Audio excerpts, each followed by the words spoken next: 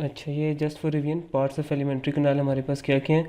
Mouth, pharynx, oesophagus, stomach, small intestine, large intestine and rectum and anal canal. हमने anatomy में तकरीबन आइसोफेगस तक हम किए थे, इनको डिस्कस किया था, और आज अभी फिजियोलॉजी में हम स्टमक तक डिस्कस करेंगे। सबसे पहले हमारे पास है functions of the teeth. Teeth have different shapes depending on their functions. हमने डिस्कस किया था कि टीथ 4 टाइप्स के होते हैं हमारे पास। इंसीजर होता है, कैनाइन होता है, प्री मोलर होता है और उसके बाद मोलर टीथ होते हैं। तो इंसीजर्स एंड कैनाइन का क्या फंक्शन है? ये कटिंग के लिए are the cutting teeth and are use for biting off pieces of food. कुछ भी आप खाना खाएंगे तो उनके उसको छोटे हिस्सों में कन्वर्ट करना किसका फंक्शन है? इंसीजर्स एंड कैनाइन का। इसी तरह प्री मोलर और मोलर टीथ का क्या फंक्शन होता है? ये ब्रॉड और फ्लैट सरफेसेस होती हैं जिनका काम क्या है? ग्राइंडिंग करना या च्यूइंग करना फूड की, उसको और ज़्यादा फर्दर ग्राइंड करते हैं।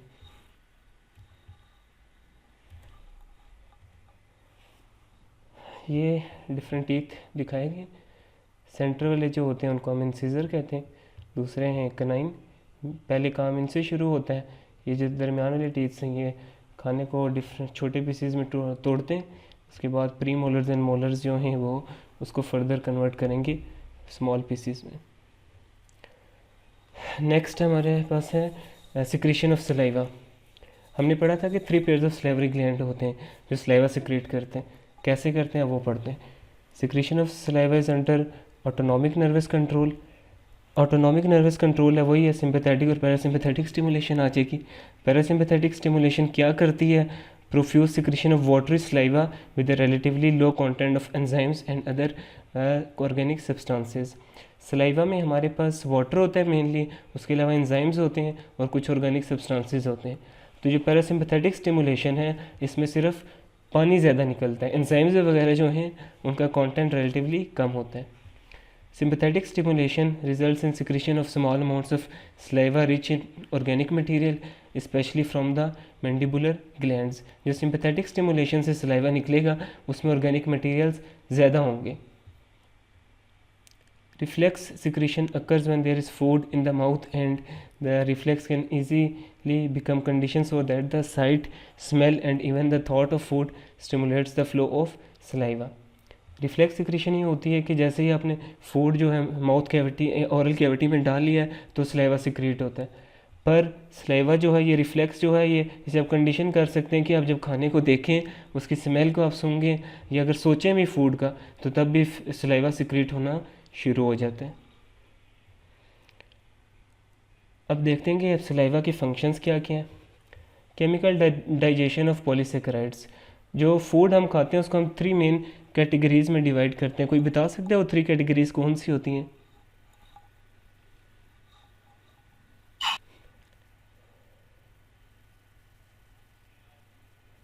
Sorry sir.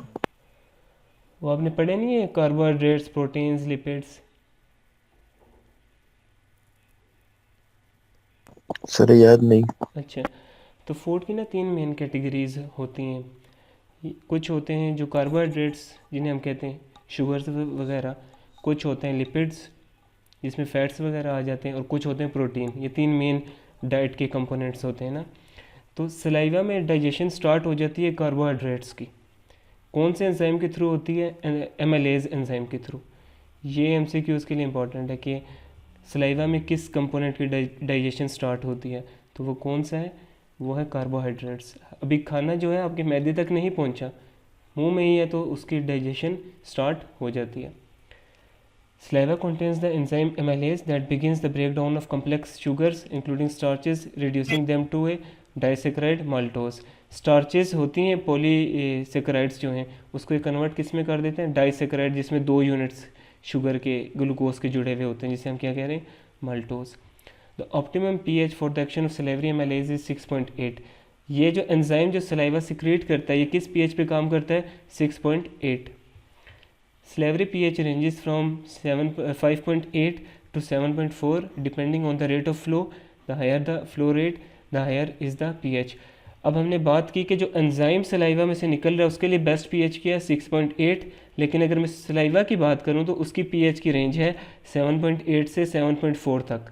कितनी पीएच होगी वो डिपेंड करता है कि कितने स्पीड से, किस रेट से सलाइवा बन रहा है। जितना ज़्यादा सलाइवा बनता जाएगा उसकी पीएच उतनी बढ़ती जाएगी। Enzyme action continuous during swallowing until terminated by the strongly acidic pH 1.5 to 1.8 of the gastric juices which degrades the amylase। अब amylase ने जो डाइजेशन स्टार्ट किया ये ओरल कैविटी में स्टार्ट कर दिया। ये डाइजेशन स्टार्ट रहेगी, ख़त्म कहाँ होगी, जब फूड जो है आपका मैदे में पहुँचेगा। मैदे में पहुँचेगा तो पीएच मैदे में कितनी होती है 1.5 टू 1.8। इस एंजाइम के लिए पीएच क्या रिक्वायर्ड है 6.8। तो पीएच बहुत कम होगी, बहुत कम हो जाएगी तो ये एंजाइम डिस्ट्रॉय हो जाएगा, मतलब इसका फंक्शन मैदे से ऊपर ऊपर तक है। यहाँ तक क्लियर है? कोई सवाल है तो पूछ लें। सर क्लियर है, थैंक यू। ठीक है, तो ये पहला फंक्शन था सलाइवा का ये डाइजेशन करवाता है पॉलीसेकेराइड्स की, जो बेसिकली कार्बोहाइड्रेट्स हैं। Lubrication of food, the high water content means that dry food entering the mouth is moistured and lubricated by saliva before it can be made into a bolus ready for swallowing. अब जब खाना खा रहे हैं अगर वो dry खाना है तो सलाइवा उसमें मिक्स होता है, उसको लुब्रिकेट करता है और मॉइस्चर्ड करता है। और जब सलाइवा मिक्स हो जाएगा फूड के अंदर तो उसको हम क्या बोलेंगे, बोलस। तो बोलस क्या है कि कुछ भी आपने जब खाया, जब वो ओरल कैविटी में आया, सलाइवा मिक्स हुआ थॉरली, उसमें मिल गया, तो अब हम उसको क्या बोलेंगे, फूड की जगह बोलस टर्मिनोलॉजी उसके लिए इस्तेमाल करेंगे। और बोलस को फिर हम अंदर स्वेलो कर लेते हैं, अंदर की तरफ धकेल देते हैं। नेक्स्ट इसका फंक्शन क्या है, cleaning and lubricating the mouth. An adequate flow of saliva is necessary to clean the mouth and to keep it soft, moist and playable. Playable मतलब फ्लेक्सिबल। तो एडिक्वेट फ्लो ऑफ सलाइवा चलता रहता है mouth में ताकि mouth को साफ़ करता रहे, सॉफ्ट रहे, ये मॉइस्ट रहे। It helps to prevent damage to the mucous membrane by rough or abrasive food. जो म्यूकस मेम्ब्रेन है हमारी ओरल कैविटी के इर्द गिर्द जो भी लगी हुई है उसको भी ये सलाइवा प्रोटेक्ट करता है, उसके इर्द गिर्द सलाइवा आ जाता है। Non specific defence lysozyme, immunoglobulin and clotting factors present in plasma compact invading microbes. कुछ एंजाइम्स वगैरह भी इसमें होते हैं, जो कोई माइक्रोब्स वगैरह हैं तो उन्हें यहीं पे ही मार देते हैं, अंदर जाने ही नहीं देते। Taste, the taste buds are stimulated only by chemical substances in solution and therefore dry foods only stimulate the sense of taste after thorough mixing with saliva। अब जो टेस्ट बर्ड्स जो हमने पिछले लेक्चर में देखा था कि कुछ पेपिले वो होते हैं हमारी ज़ुबान के ऊपर बने हुए होते हैं, वो तब स्टिमुलेट होते हैं जब फूड जो है वो सोल्यूशन की फॉर्म में हो। ड्राई फ्रूट हो, जैसे कोई बादाम फॉर एग्जांपल मैंने ऐसे रख लिया तो उसका कोई जायका वो टेस्ट बड को स्टिमुलेट नहीं करेगा अनलेस के उसमें सलाइवा मिक्स होकर उसको सोल्यूशन में कन्वर्ट करे, फिर ये टेस्ट बड स्टिमुलेट होंगे, फिर हमें जायका आएगा। तो इस तरह टेस्ट में भी सलाइवा का रोल आ जाता है। द सेंसेस ऑफ सर ये एक्सप्लेन करें दोबारा। अच्छा, इसमें वो ये कह रहा है कि हम जैसे हमारे टेस्ट बर्ड्स होते हैं ना, मैं आपको ड्रॉ करके दिखाता हूँ। ये हमारी ज़ुबान है तो इसके ऊपर ना यूँ छोटे छोटे टेस्ट बर्ड्स लगे हुए हैं जो पीछे से कनेक्टेड कहाँ जाके होंगे, ब्रेन तक होंगे। जैसे कोई खाना आया, जैसे कुछ मीठा आया, ये स्टिमुलेट हुए, इन्होंने जाके ब्रेन को सेंसेशन दी कि कुछ मीठा हम खा रहे हैं। ठीक हो गया। तो ये जो सेंसेशन देते हैं ये तब देते हैं जब जो फूड आपने जो भी मुंह में डाला है उसके साथ लिक्विड भी हो, वो लिक्विड की फॉर्म में हो। तो ये लिक्विड की फॉर्म में वो कैसे आएगा, सलाइवा की मदद से आएगा। जो आप खा रहे हैं वो ड्राई है, सलाइवा उसके इर्द गिर्द आके उसको मिक्स करके मॉइस्ट बना देगा, मतलब सोल्यूशन फॉर्म में ले जाएगा, फिर वो इन टेस्ट बर्ड्स को स्टिमुलेट कर सकेंगे। उस टेस्ट बर्ड्स जो हैं आगे ब्रेन के पास जाके बता सकेंगे कि इस खाने का जायका कैसा है। अब क्लियर हुआ? जी सर। ठीक हो गया। The senses of taste and smell are closely linked and involve in the enjoyment or otherwise of food. Taste और स्मेल दोनों आपस में लिंक्ड होते हैं जो हम फूड की इंजॉयमेंट में इस्तेमाल करते हैं। नेक्स्ट हमारे पास आता है functions of mouth, pharynx and oesophagus. Formation of bolus. Bolus हमने क्या कहा कि जब वो माउथ में आ गया फूड, उसको आपने छोटे हिस्सों में कन्वर्ट कर दिया और उसके साथ सलाइवा मिक्स हो गया तो उसे हम बोलस बोलते हैं। When food is taken into the mouth it is chewed, masticated by the teeth and moved round the mouth by the tongue and muscles of the cheeks. It is mixed with saliva, saliva के साथ mix हो गया and formed into a soft mass or bolus ready for swallowing, जो आप swallow कर सकते हैं। The length of the time the food remains in the mouth depends to a large extent on the consistency of the food. अब food कितनी देर तक mouth में रहेगा और डिपेंड करता है आप खा के क्या रहे हैं. जैसे कि अगर आप ब्रेड खा रहे हैं तो वो जल्दी आप उसको छोटे टुकड़ों में करके अंदर स्वेलो कर लेंगे. अगर आप कोई पराठा खा रहे हैं तो उसमें कंपैरेटिवली ब्रेड से ज़्यादा टाइम लगेगा. तो ये कितनी देर फूड ने रहना है माउथ में वो डिपेंड करता है आप खा क्या रहे हैं. Some foods need to be chewed longer than others before the individual feels that the bolus is ready for swallowing. ये यहाँ दिखा रहे हैं कि ये आपने कुछ भी खाया है, ये नीचे जो आपको ब्लू ब्लू नज़र आ रहा है ये सलाइवा है, इसके साथ ये मिक्स हो गया और इसने इसको क्या बना दिया, बोलस बना दिया, जो अब आप स्वेलो करेंगे आगे नीचे ऑसोफेगस की तरफ जाएगा. Swallowing. This occurs in 3 stages after chewing is complete and the bolus has been formed. Bolus बन चुके अब स्वेलिंग शुरू होगी. इसकी 3 स्टेजेस हैं. अभी आगे हम देखते हैं कौन से 3 स्टेजेस हैं. It is initiated voluntarily but completed by A reflex involuntary action. जब हम स्वेलो स्टार्ट करते हैं, खाना अंदर की तरफ धकेलते हैं तो वो हमारे कंट्रोल में होता है, पर जैसे ही ये फेरिंग्स के लेवल तक पहुंचेगा उसके बाद ये इनवॉलेंट्री हो जाता है, हमारे कंट्रोल में फिर नहीं रहता. The mouth is closed and the voluntary muscles of the tongue and cheeks push the bolus backward into the pharynx. Mouth आपका बंद हो जाता है और जो मसल्स हैं आपके टंग में जो हैं या उसमें टंग्स में और जो फेरिक्स वो चीक्स में सॉरी वो पुश करते हैं बोलस को किस तरफ, फेरिंक्स में. The muscles of the pharynx are stimulated by reflex action initiated in the walls of oropharynx. अब इसके आपको पार्ट्स याद हों तो 3 पार्ट्स होते हैं फेरिक्स के, नेजो, ओरो, लेरिंजोफेरिक्स. तो ओरोफेरिक्स में ये स्टार्ट होता है रिफ्लेक्स एक्शन स्वेलोइंग वाला. जो नेजोफेरिक्स था वो रिस्पिरेशन से उसका ताल्लुक होता है. And coordinated in the medulla and lower pons in the brain stem. ये ब्रेन के पार्ट्स होते हैं मेडुला और पोन्स, वहाँ पे इसकी कोऑर्डिनेशन हुई हुई होती है स्वेलोइंग की.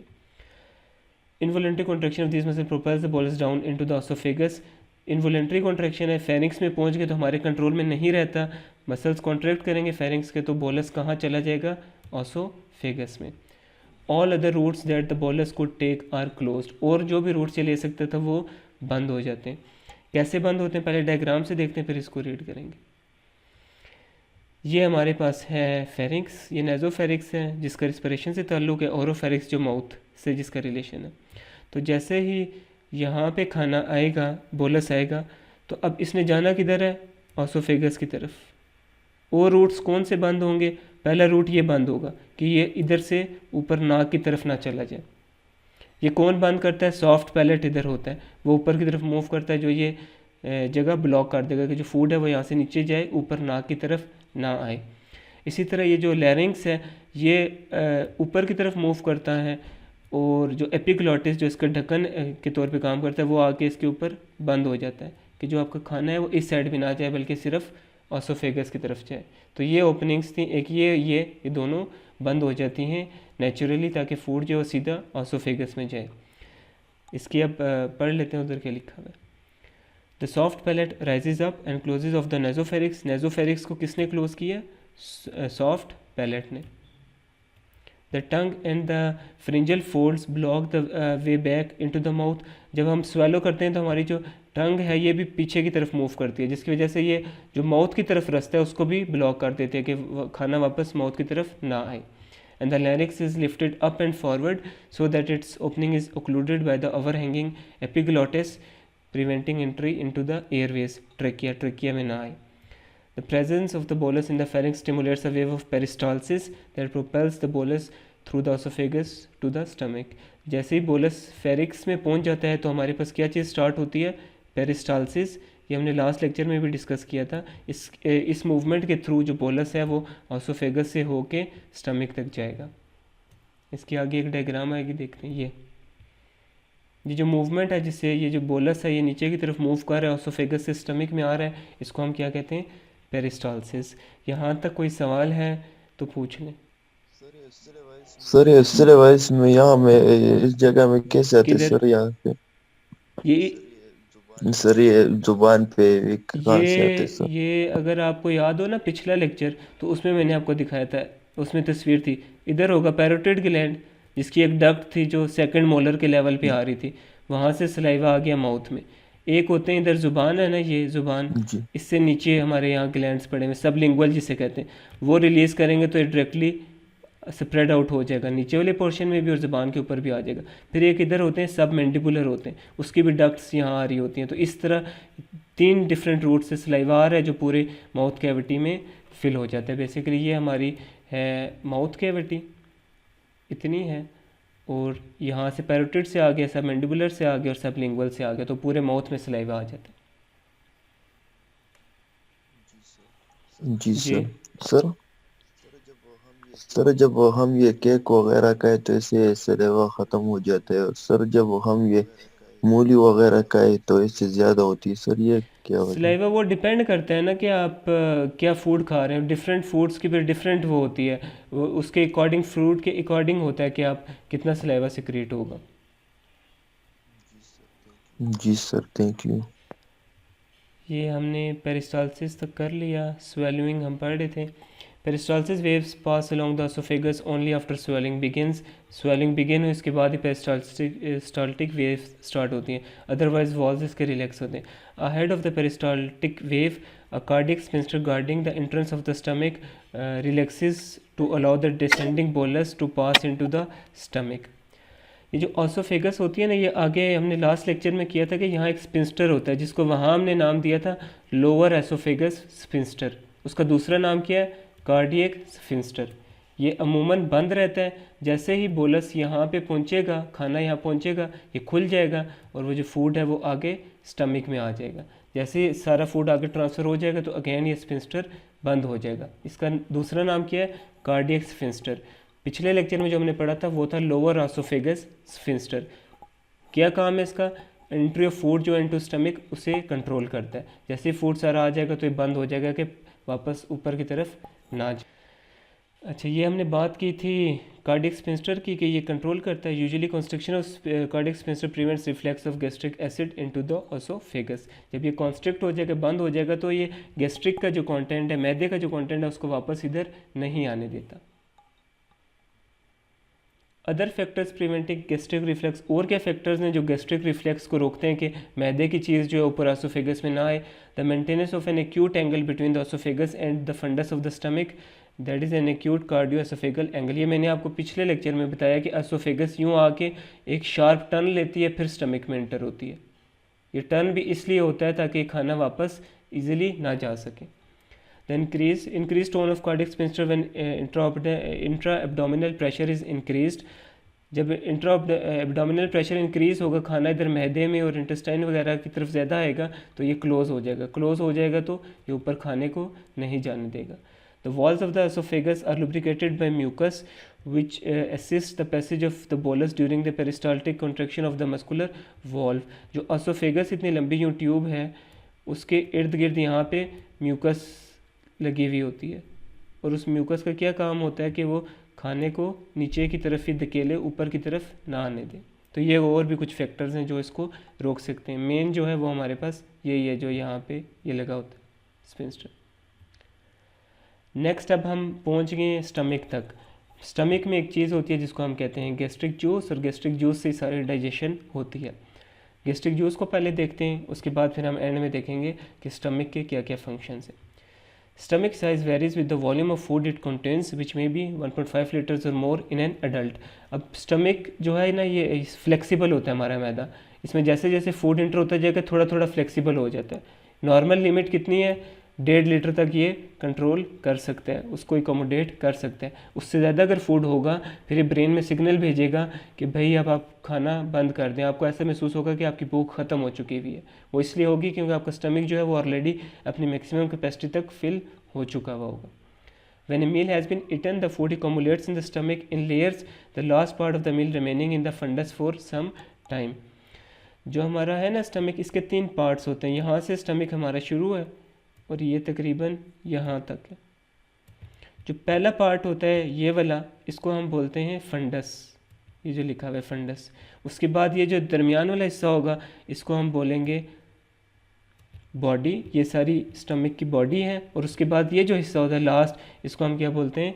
पाइलोरस। तो स्टमक के 3 हिस्से किएंगे समझने के लिए। पहला हिस्सा सबसे ऊपर वाला जो है उसे क्या बोलते हैं? फंडस। उसके बाद वाला जो दरमियाना हिस्सा है उसे क्या बोलते हैं? Body of stomach. और उसके बाद एंड पे जो हमारे पास है उसे हम क्या बोलते हैं? पाइलोरस। पाइलोरस में आके खाना रुकता है।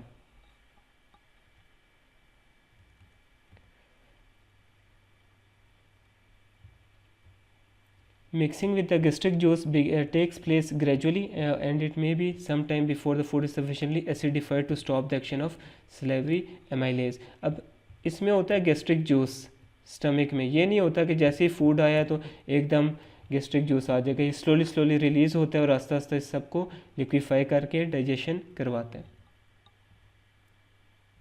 और जब ये गैस्ट्रिक जूस आ जाता है तो पीएच जो है वो 1.5 तक पहुंच जाती है। 1.5 तक पहुंचेगी तो आपका जो सलाइवरी एमाइलेज था, जो सलाइवा में था, उसका एक्शन ख़त्म हो जाता है, क्योंकि इसको तकरीबन 6.8 तक पीएच चाहिए होती है। ये इस तरह गैस्ट्रिक जूस जो है वो फिल कर लेता है स्टमक को खाने के बाद। यहाँ तक कोई सवाल हो तो पूछ लें, तो आगे चलते हैं। ठीक है सर आगे थे। The activity of the gastric muscle consisting of the churning movement that breaks down the bolus and mixes it with gastric juice and peristaltic waves that propel the stomach contents downward towards the pylorus। अब हमारे पास ना मैदे में muscle होते हैं जिसको हमने क्या बोल दिया, गैस्ट्रिक मसल। इनका काम क्या होता है कि जो अब बोलस हमारे पास आ गया उसको मज़ीद मिक्स करें, तोड़े, स्मॉल पीसीज में कन्वर्ट करें और उसको दोबारा किसके साथ मिक्स कर दे, गैस्ट्रिक जूस के साथ। और इसके साथ साथ दूसरी चीज़ हमारे पास क्या होती है, पेरिस्टाल्टिक वेव्स होती हैं, जिनका काम है कि स्टमक से आगे पाइलोरस जो इसका पार्ट है स्टमक का, वहाँ तक फूड को या बोलस को ले जाएं। When the stomach is active, the pyloric sphincter closes। जब स्टमक में खाना आ चुका है, काम चल रहा है, तो यहाँ एक होता है स्पिंस्टर, ये इसे हम क्या बोलते हैं, पाइलोरिक स्पिंस्टर। ये किसके दरमियान होता है, स्टमक और इंटेस्टाइन। यहाँ से आपकी अंतड़ियाँ शुरू होती हैं, तो इंटेस्टाइन और स्टमक के दरमियान भी एक वॉल्व टाइप लगा होता है जिसको हम क्या कहते हैं, पाइलोरिक स्पिंस्टर। तो जब मैदे में खाना आ चुका होगा ये बंद हो जाएगा। बंद इसलिए होगा कि पहले यहाँ उसकी मिक्सिंग और सारा जो प्रोसेस है वो हो जाए, उसके बाद वो इंटेस्टाइन में आए। तो जैसे ही यहाँ वाला प्रोसेस हो जाएगा उसके बाद ये स्पिंस्टर खुल जाएगा और फिर फूड आगे इंटेस्टाइन में चला जाएगा।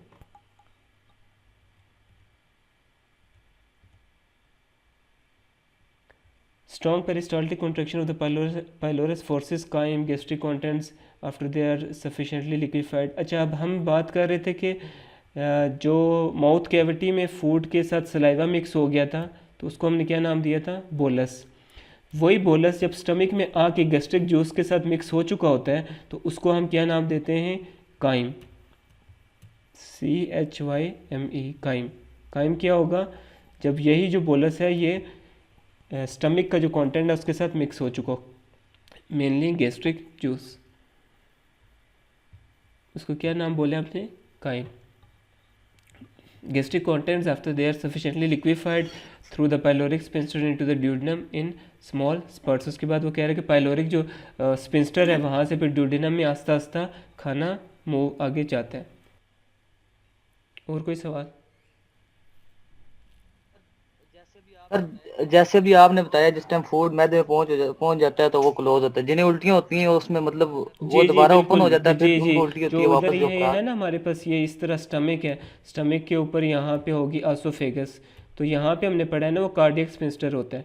अब ऐसी चीज़ चली गई है जो आपके मैदे को सूट नहीं की या उसमें कोई माइक्रोब्स वगैरह ज़्यादा थे तो वो डाइजेशन उसकी नहीं हो सकी। अब डाइजेशन नहीं हो सकी तो बॉडी समझेगी कि ये मेरे लिए एक हार्मफुल चीज़ है, तो उसमें सिस्टम ये अल्लाह ताला ने ऐसा फिट किया है कि वो आगे इसको इंटेस्टाइन में फर्दर नहीं जाने देगी, वो स्टमक से ही वो मतलब आपका ब्रेन एक्ट करेगा, इस वॉल्व को खोल देगा, ये ओपन हो जाएगा और यहाँ से जो भी आपने खाया था फ़ौरन जाके बाहर निकल के आपको वॉमिट हो जाएगी।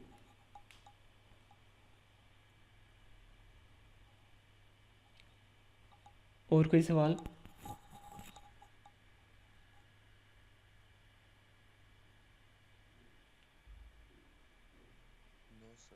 चलें नो ठीक है, आगे सर। चलते हैं।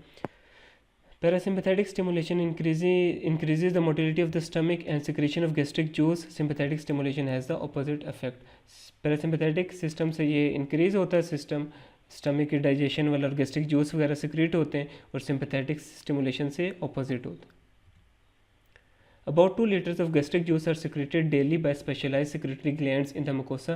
2 लीटर जो है वो गैस्ट्रिक जूस सिक्रीट होता है डेली ऑलमोस्ट, नॉर्मल बंदे की बात हो रही है। इट कॉन्सिस्ट ऑफ, इसमें दो चीज़ें होती हैं, mucus secreted by mucus neck cells in the glands, ये जो स्टमक के ग्लैंड्स हैं इसी के अंदर म्यूकस नेक सेल्स हैं जो म्यूकस सिक्रेट करते हैं, and surface mucus cells on the stomach surface, और सरफेस म्यूकस सेल्स भी होते हैं, दो सेल्स हैं हमारे पास, एक नेक सेल्स हैं, दूसरे के यहाँ सरफेस म्यूकस सेल्स, दोनों क्या सिक्रेट करते हैं, mucus. Inactive enzyme precursors pepsinogen secreted by chief cells in the gland, और दूसरा हमारे पास क्या है, पेप्सिनोजेंस होते हैं, ये कौन सिक्रेट करता है, चीफ सेल्स सिक्रेट करते हैं। तो गैस्ट्रिक जूस में दो मेन चीज़ें, एक हमारे पास है म्यूकस, दूसरी हमारे पास है पेप्सिनोजेन। पेप्सिनोजेन कहाँ से सिक्रेट हो रहा है, चीफ सेल से सिक्रेट हो रहा है, और इसके अलावा हमारे पास हाइड्रोक्लोरिक एसिड होता है। तीन मेन चीज़ें, पेप्सिनोजेन, HCl, म्यूकस, ये तीन चीज़ें किस में हैं, गैस्ट्रिक जूस में। ये आगे मैं आपको डायग्राम से समझाता हूँ। ये देखिए, ये हमारे पास से स्टमक है, यहाँ से हमने एक इसका पार्ट लिया, उसको फिर बड़ा किया, ये एपिथेलियम वगैरह है, इसके अंदर यूँ सेल्स होते हैं। एक सेल्स हमारे पास हैं ये पैराइटल सेल्स, ये जो आपको येलो येलो नज़र आ रहे हैं, ये क्या सिक्रेट करते हैं, HCl सिक्रेट करते हैं। पैराइटल सेल्स ने क्या सिक्रेट किया, HCl। दूसरे हमारे पास कौन से हैं, चीफ सेल्स हैं। चीफ सेल्स क्या सिक्रेट करते हैं, पेप्सिनोजेन। क्या दो बातें हमने पढ़ी, पैराइटल सेल ने कन्वर्ट किया से, पैराइटल सेल ने सिक्रेट किया HCl, चीफ सेल ने क्या सिक्रेट किया, पेप्सिनोजेन। पेप्सिनोजेन आ जाएगा तो HCl अब जो है वो पेप्सिनोजेन को कन्वर्ट कर देगा पेप्सिन में, और जो पेप्सिन है ये प्रोटीन की डाइजेशन में मदद देता है। मेनली स्टमक में हमारे पास प्रोटीन की डाइजेशन होती है। ये प्रोसेस समझ आ गया आपको, ये पैराइटल सेल और चीफ सेल्स का रोल, या मैं इसको रिपीट कर दूं।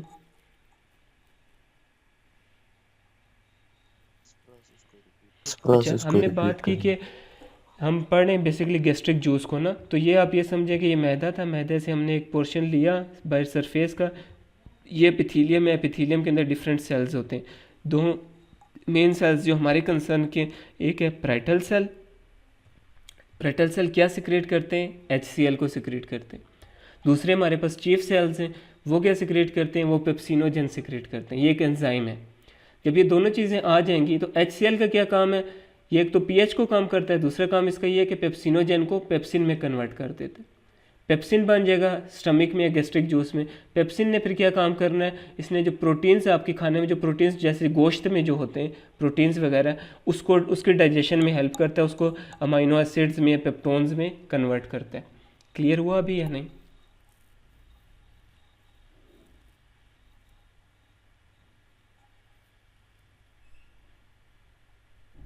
समझ आया या रिपीट कर दूं दोबारा? सर समझ आ रहा है।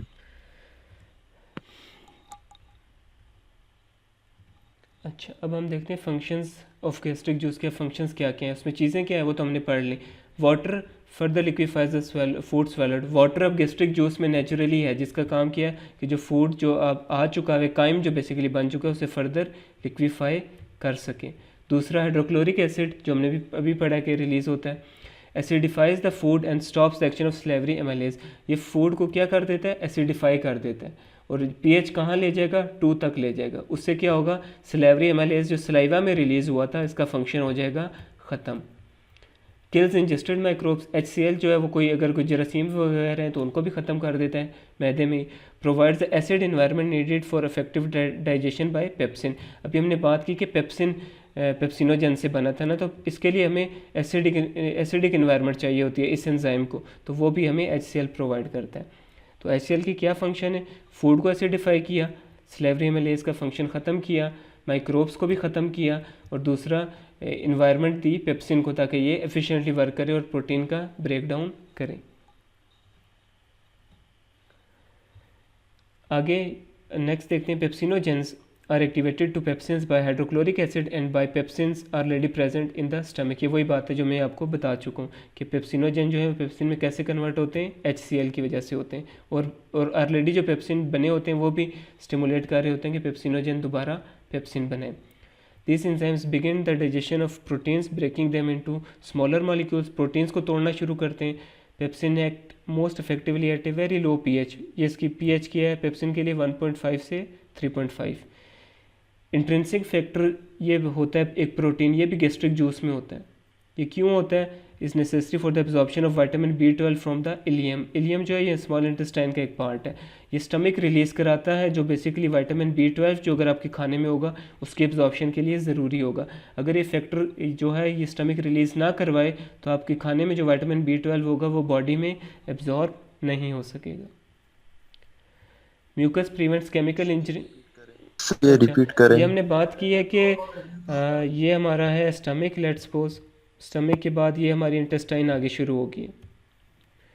तो इंटेस्टाइन का एक पार्ट होता है इलियम, इलियम से एब्जॉर्प्शन ऑफ फूड हो रही होती है ब्लड में आ रहा होता है सब कुछ। तो अब जब कुछ आप खाएंगे उसमें एक विटामिन B12 भी होगा जो सेहत के लिए अच्छा होता है। अब इसकी जो एब्जॉर्प्शन है ना इलियम से, उसके लिए ज़रूरी है कि इसके साथ एक और चीज़ क्या हो, इंट्रिंसिक फैक्टर हो, ये एक चीज़ है, ये इसके साथ हो, एक प्रोटीन है। अगर ये नहीं होगा तो इसकी एब्जॉर्प्शन नहीं होगी। तो ये प्रोटीन कौन रिलीज़ करता है? गैस्ट्रिक जूस का ये कंपोनेंट है जो बेसिकली आपके स्टमक से रिलीज़ होता है। अब क्लियर हुआ कुछ? जी जी। सर ये B12 कौन सी विटामिन विटामिन B12 है इसका सर? नाम है ना, विटामिन डिफरेंट होते हैं हमारे पास, A B C D इस तरह। तो अच्छा ये सर। B12 एक टाइप है, विटामिन B कम्प्लेक्स बेसिकली हमारे होता है